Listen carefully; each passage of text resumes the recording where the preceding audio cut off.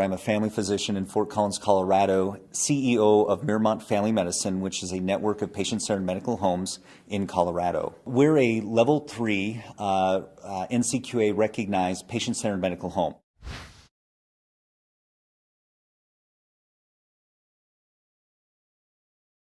Back in 2007, my partners and I realized that we weren't really doing anything differently than we had been doing perhaps 10 years earlier. We were still in paper by and large.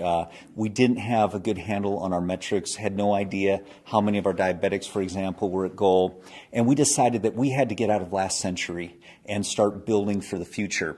And I believed, as did my partners, that the process starts with investing. We basically put together a proposal, invested about $134,000 that first year, and cumulatively about $250,000.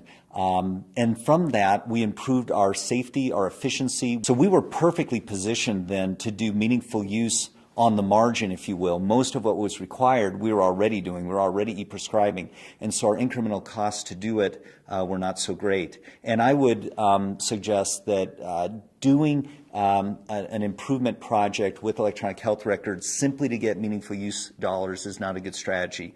There has to be a plan to improve safety, to improve efficiencies, to change workflows in the practice. And that's really where a practice gets their big returns. And then the meaningful use is just the frosting on the cake. Implementing an electronic health record changes workflows. We're ready for the change, and we see it now more as progress and something to look forward to. And so we're excited about deploying patient self-check-in kiosks, for example, next month, which are going to improve our efficiencies, and being able to implement technology in a way that gives us a competitive advantage in the marketplace.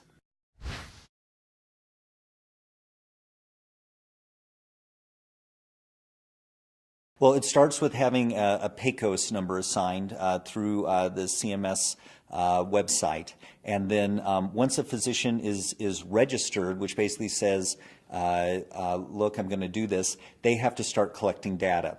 Now, there's a lot of different ways to collect data. Many EHRs purport that they have registry functionality. After 90 days for stage 1, we had our data and we were able to go through the attestation phase. We did that in April of 2011, and then we were promptly paid about 30 days later $18,000 per physician for stage 1 meaningful use.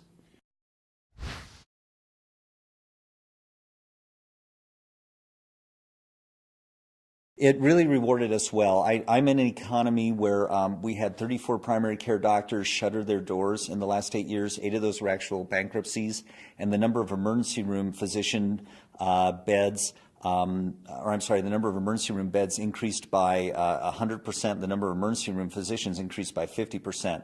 So basically, more and more people were going to high-cost centers to get their health care at a later stage of their illness.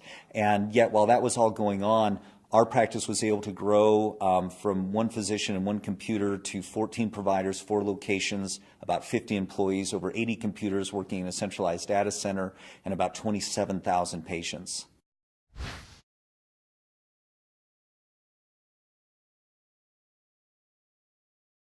Well, there's 2 things I tell physicians. They need leadership and they need courage. First, they have to go to their practice and tell them, look, we're going to do this. And they need to make certain that everyone is involved at the team level. If the physician tries to do it by themselves, it's not going to work. If the physician tells their staff, look, you guys make this work and let me know when you're done, that's not going to work either. There definitely has to be coordination and a commitment from everyone in the back office, the front office, billing, what have you, to pull this off. There has to be some resolve. People have to believe that they're going to be able to do it and commit to maybe 1 to 2 years from the time they get their EHR before they're going to be at that level of performance. But they're going to have a lot of other benefits along the way before they get the incentive monies, including those workflow enhancements and improvements in efficiency. The second thing they need is courage. And a lot of times physicians are hesitant to do things because they feel that they need to be cautious. And the opposite of cautious, however, is not always careless. Sometimes the opposite of cautious is courage. And physicians need to ask themselves, are we not doing this because it's careless or wouldn't be prudent? Or are we not doing it because we're kind of afraid and we're not willing to take the risk? And I would say this is the time to take risk if they want to evolve as opposed to being extinct.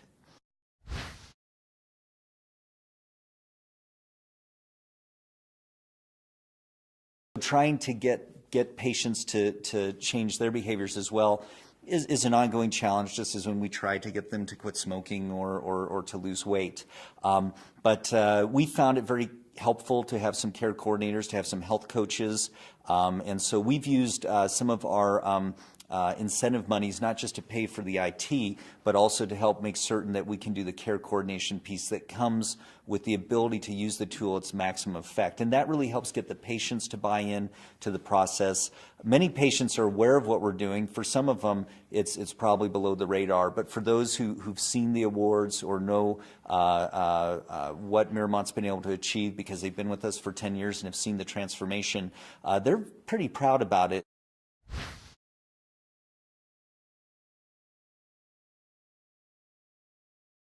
One of the tools I use, again, is the patient portal. So I invite patients to log online to our website, miramont.us, to look at their electronic health record.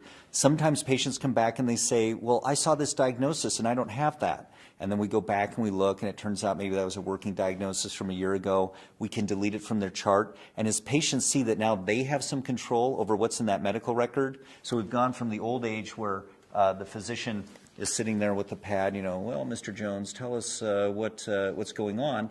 And we can do that with the computer too, right? I can sit there and type and, the patient still doesn't know what's going on. We turn the screen, we let them look on, we show them what we're doing, we value the technology in the workplace. If the computer is a little slow, I don't badmouth it in front of them. Make eye contact with the patient, not just with the computer screen.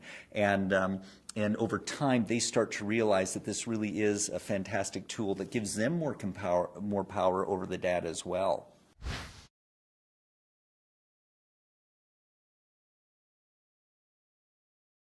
Probably the most rewarding part of it for me was knowing that we were making our practice, our community better for our patients. In order to maintain relevancy, we had to get into this century. We had to get out of paper.